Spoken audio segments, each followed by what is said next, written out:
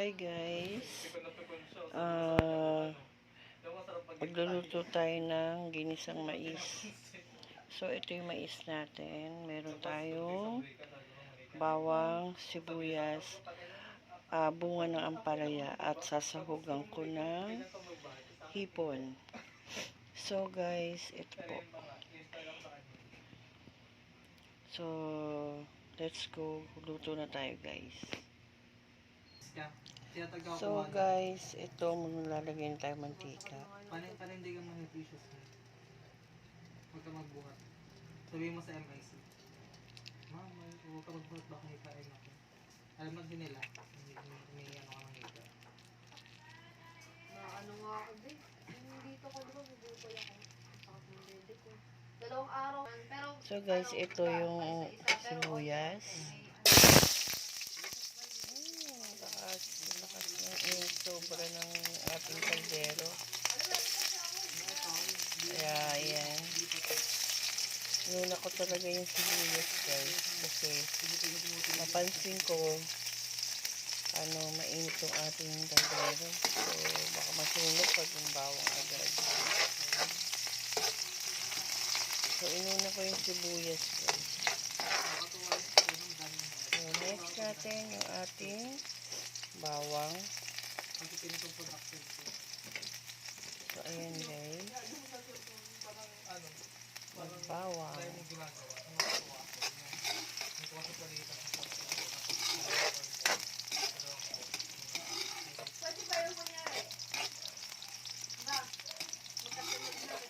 Ayan. Yung susunod ko dyan ay yung ating mais. So ayan, lagyan natin yung mais natin guys.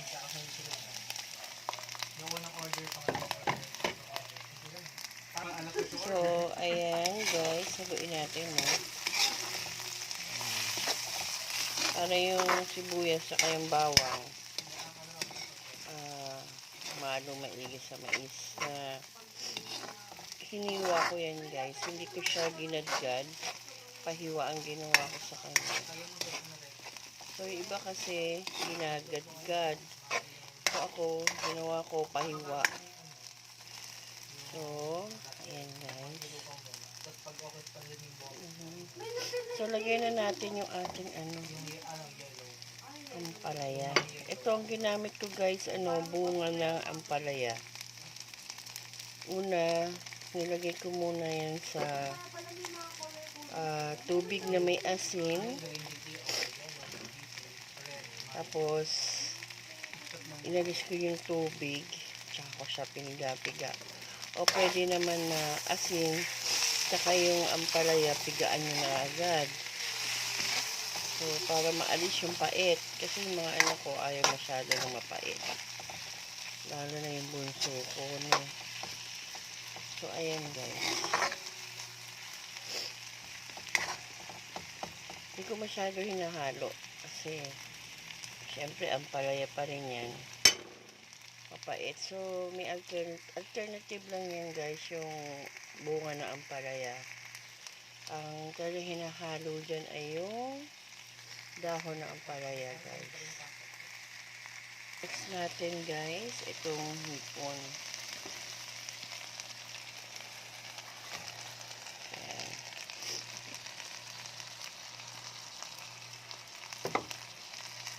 Itong hipon na to guys, halos puro ulo lang to. Pang sahog lang talaga siya. So, malalaking ulo ng hipon.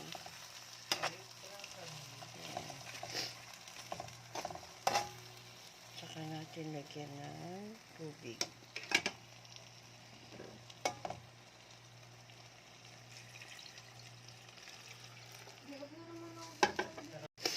Ayan guys. So, papakuloy natin yun. Pansahog lang yan. Yung hipon naman, alternative ko lang yan sa baboy. Hindi kasi ako yung nagkakakain ng baboy. Ayan. So, ayan. So, nabili ko yan ganyan dyan. Masarap na pansahog yan, mga ulo ng hipon. sa gulay. So, naisip ko, yan na lang ang aking isahog sa aking ginisang ampalaya. Ay, ginisang mais na may ampalaya. So, guys, nasa inyo naman yung kung gusto nyo baboy o yung hipon o giniling na baboy, yun na isahog nyo sa inyong ginisang mais na may ampalaya. So, kaya antayin natin kumulo. Takpan muna natin. So, guys, ayan. Tignan natin, ayan. Kumukulo na siya. So, lagyan natin ng asin, guys. Ayan. Tapos, haluin natin.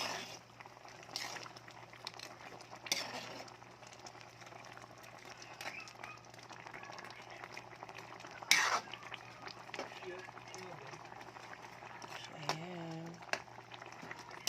So, parang hindi pa siya ganun kalapot. Kasi dapat, ano niya, medyo malapot-lapot siya eh. Ayan.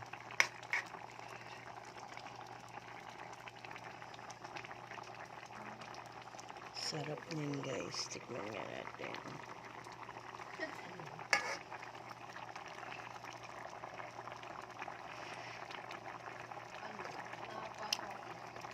Sarap, guys.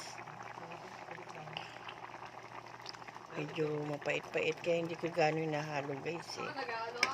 Kasi syempre yung ampalaya medyo kakatas pa rin yung pait. Kaya pag nilagay ni ampalaya, wag masyadong haluin. So, ayan, guys. So, konting luto pa. So, takpan natin siya ulit.